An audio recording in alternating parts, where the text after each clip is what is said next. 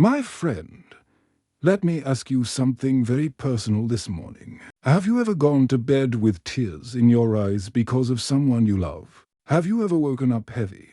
Not because of your work, not because of your responsibilities, but because of the distance between you and someone who matters deeply. Maybe it's your marriage. Maybe it's your children. Maybe it's your parents, a friend, or even someone in your church.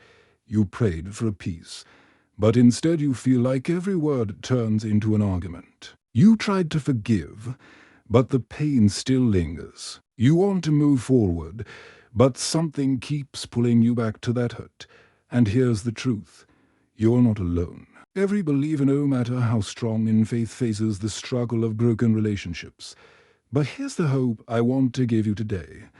You don't have to start your day with heaviness. You don't have to carry yesterday's wounds into today's blessings. God is a God of reconciliation, and He has a word for you this morning. The Bible says in Romans 12:18, if it is possible, as far as it depends on you, live at peace with everyone. Notice, Paul doesn't ignore the struggle. He says, if it is possible, because sometimes peace feels impossible. Sometimes the people you love most are the ones who hurt you the deepest. But this is why we pray. Because peace is not just the absence of conflict. Peace is the presence of Christ. Teaching and scripture deep. Biblical foundation plus stories. Let's go deeper. Jesus said in Matthew 5-9, blessed are the peacemakers, for they shall be called the children of God.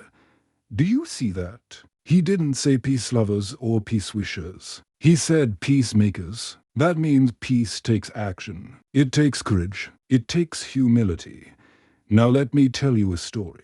A woman once shared with me how she and her sister hadn't spoken in over 10 years. The pain was so deep that every family gathering was divided. But one morning, in prayer, God whispered to her, send her a message of peace. She didn't want to, her pride resisted, but she obeyed. That one act of humility opened the door to healing, and today they are closer than ever. This reminds me of what the book The Peacemaker by Ken Sand said. Reconciliation is not about pretending conflict never happened. It's about facing it with the grace of God. So true. Peace is not sweeping pain under the rug. Peace is healing it through Christ. And if Jesus, through the cross, could reconcile sinful humanity with a holy God, then surely He can reconcile your marriage. Surely He can heal your friendships. Surely He can restore your family. Colossians 1:20 says, through Him, God reconciled everything to Himself. He made peace with everything in heaven and on earth by means of Christ's blood on the cross. If His blood brought peace between heaven and earth, His blood can bring peace to your home. Engagement and building suspense. No, stay with me, because in just a moment, we are going to pray a powerful prayer together, a prayer that can release peace into your relationships. But before we do, I need to ask you something. What is taking first place in your heart right now? Your pain, your pride, or God's peace? Because what you hold in your heart shapes the way you live your day.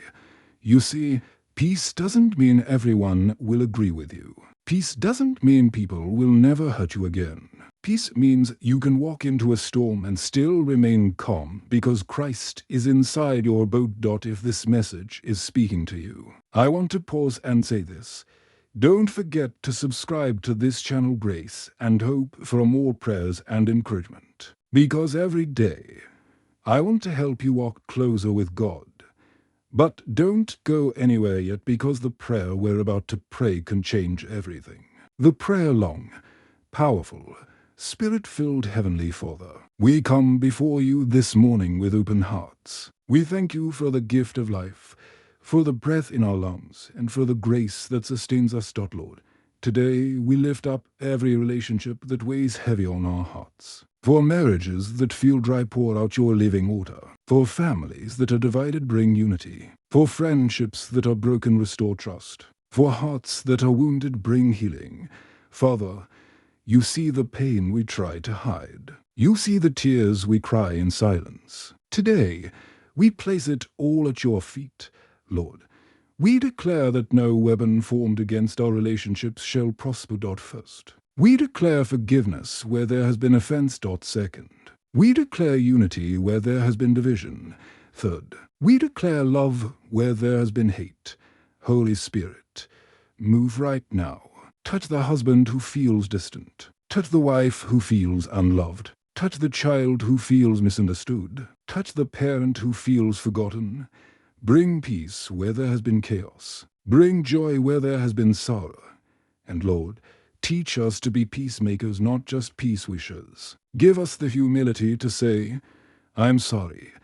Give us the courage to forgive. Give us the wisdom to build bridges instead of walls.